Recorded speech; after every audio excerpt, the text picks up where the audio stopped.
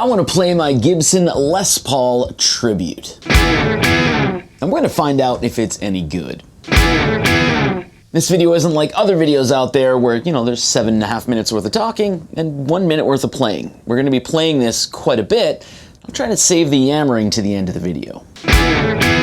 As always, signal chain is listed in the description down below. There's also chapter markers, so if you want to skip around and stuff like that, you can do that. But enough talking, let's get after it.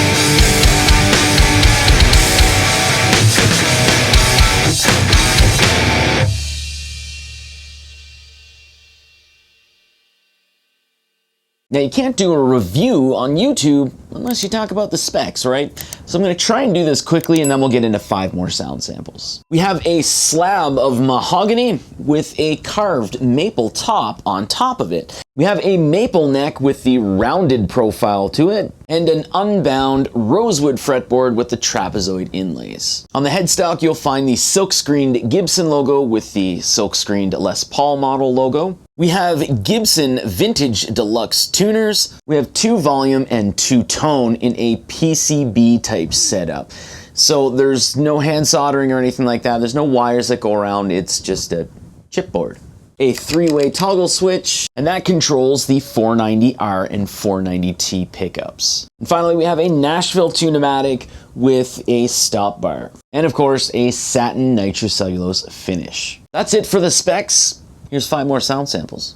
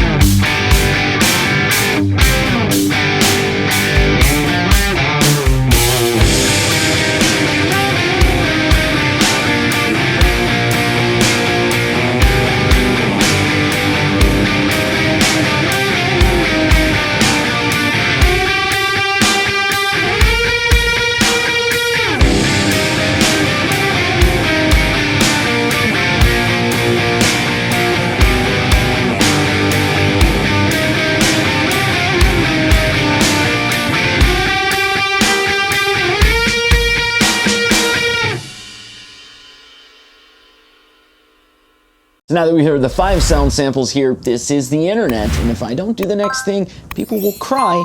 Those tears will come out in odd comments. So there is a benefit to what I'm doing here. We are gonna play this clean with the bridge, the middle, and then the neck pickup.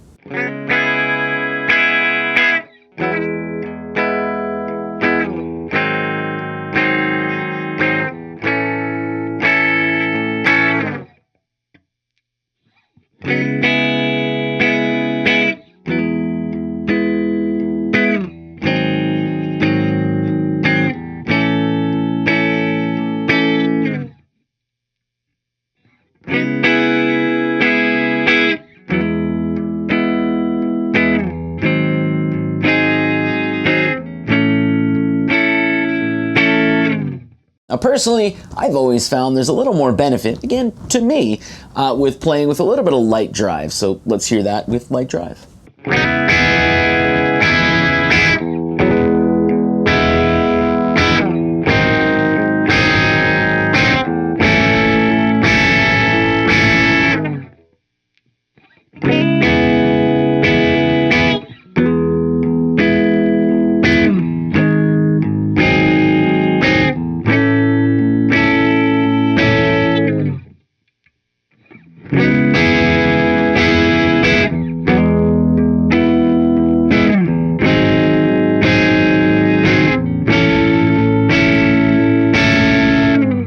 So as I stated earlier, we have 2 volume and 2 tone. This is a PCB setup, so there's no wires or anything like that. It's PCB. Doesn't make your guitar a computer.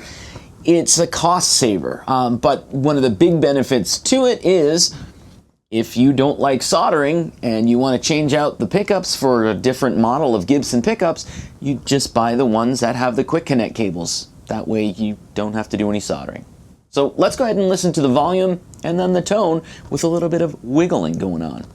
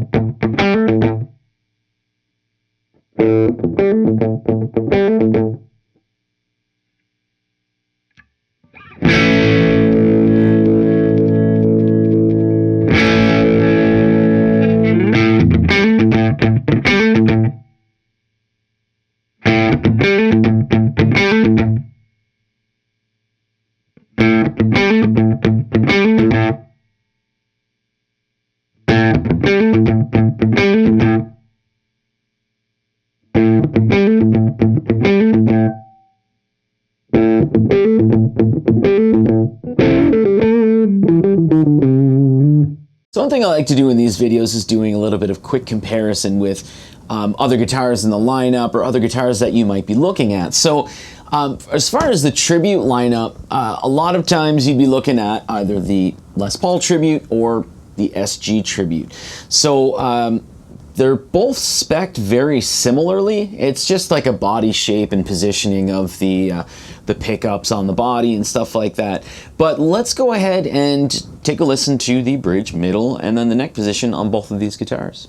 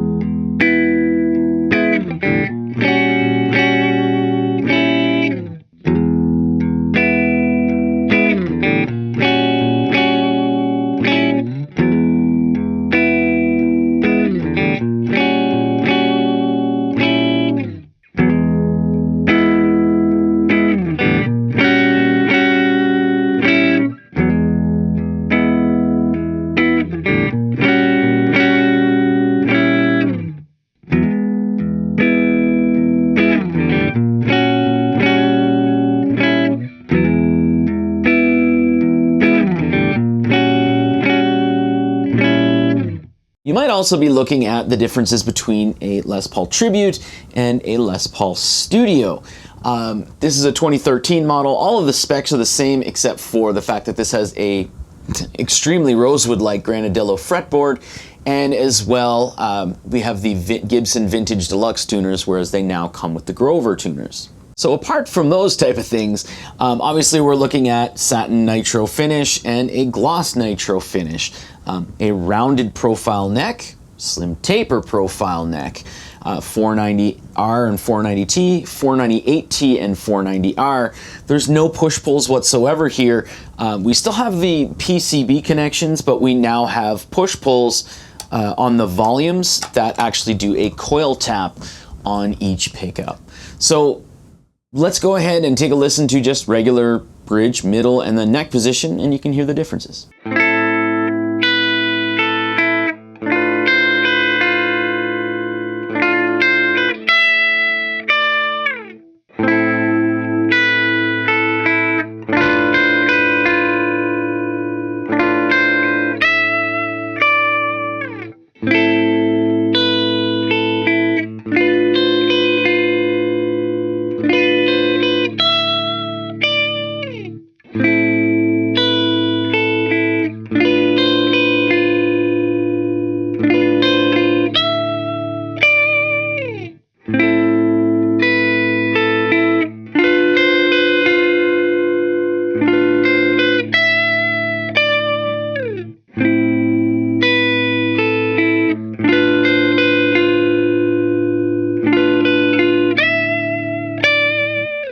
And for the final comparison, I kind of wasn't sure if I wanted to use my standard 60s or my standard 50s, but I thought to myself, the rounded profile is a little more similar to the 50s profile than the 60s profile. So what I've done here, we'll do a comparison between the Tribute and the standard 50s. Now there's definitely going to be some differences here, quite a bit in between both of these. It's really up to you whether you find the cosmetic differences to be a benefit or worth it. A lot of people don't. A lot of people actually really prefer the satin nitro over the gloss nitro. A lot of people can't tell feel differences between an unbound fretboard and then a bound fretboard. And of course, the binding on the body looks great to some people, but doesn't look great to other people. And you know what? The binding process, there's a lot of money that actually goes into it. So that is, you know, one of those things where you do save money. And as far as the neck profile, a lot of people do confuse the rounded profile with the 50s profile because the rounded profile is thicker than the slim taper. However, the 50s profile is closer to that baseball bat where there's just a lot more neck than on the rounded profile. And I've always felt that there's like a slight difference in the curve as well. But let's go ahead and just do a simple bridge, middle, and then neck position comparison.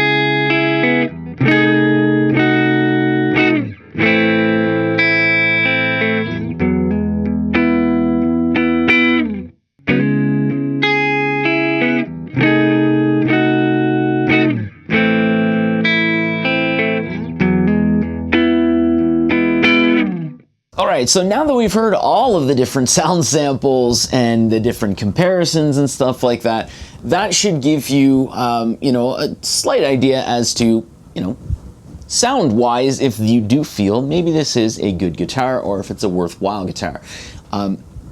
As always, the most important thing, believe it or not, is not sound. It's actually feel and how you bond with the guitar. So I'll give you my opinion on this guitar here and how it kind of compares to the rest of my Les Pauls. And hopefully that'll give you just another point of view. But again, try it out for yourself. That's really the best way to find out. Anyone else notice my light flicker? That was weird, right? But I do find that this is a good guitar. It's a great and a fantastic guitar.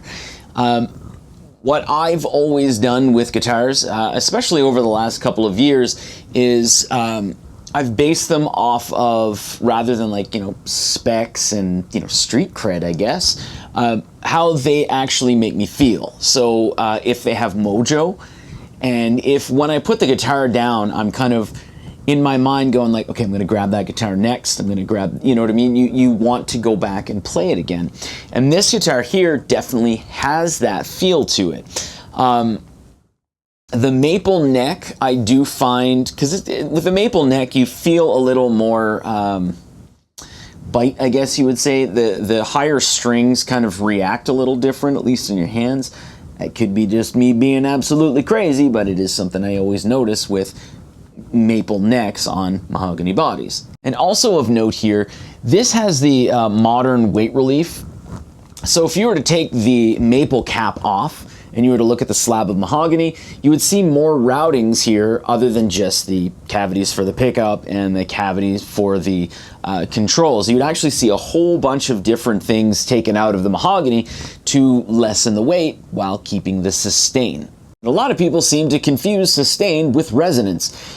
Because of the weight relief and because of the lack of finish here, of the gloss finish, what you end up getting is a little more resonance from the body itself. So it's something you're going to feel a little more low end, and to you yourself while you're playing, especially acoustically, you'll hear a little more low end compared to something that is fully finished and doesn't have any weight relief to it. And the pickups here, the 490R and the 490T, are fantastic pickups. They do have a little bit of bite in them, but not as much as, say, the 61R and 61T. So those are definitely hotter pickups than the 490R and 490T, but they're not as reserved as like Burstbucker 1, 2, or 3.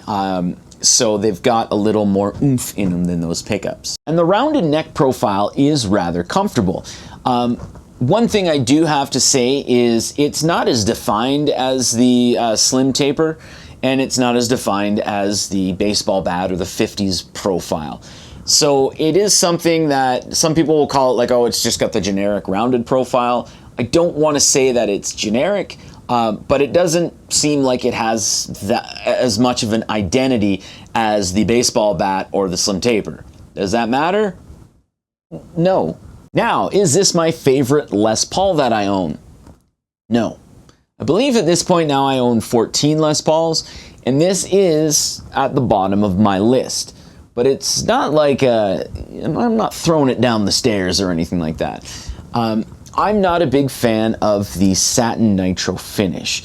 It's one of those finishes that where, I don't know, I have to be in the mood to really want to play it. I'm just a lot more comfortable with a gloss nitro finish. A lot of people are the opposite, so my opinion on it really doesn't matter. If you like satin nitro finish over the gloss nitro finish, that's awesome. That's perfect. And it is a joy to play. I do find that playing leads on this, really they excel when it comes to down tuning, sort of like an SG. It feels like you're getting that dirtiness if you're really down tuned on here because of the maple neck. However, I find that I'm less likely to want to play leads on this if I'm in like standard tuning or E-flat tuning. That's just something I find a little odd with some of the maple necks, but that's, again, a personal preference, and I could be crazy to you, and I would agree. So, final thoughts here. This is a good guitar. This is a fantastic guitar. This is a great guitar. This is an excellent guitar. But if you were to actually want to buy this, don't let a dummy like me on the internet that you have no idea who the heck I am tell you what to buy. What I always recommend is if you're looking to buy a guitar, go into a store that has that guitar and try that guitar. Then try the model under the guitar, and try the model above the guitar, and then try 20 other guitars out. And then go back to this one and see if that's the one that suits you. Because there's a million different guitars out there, and they may bond with you better than the one that you want. I've had that happen to me a ton of times. So that's really my advice. That's the takeaway from here. It's a great guitar, but try it for yourself before you buy it. Thanks for watching.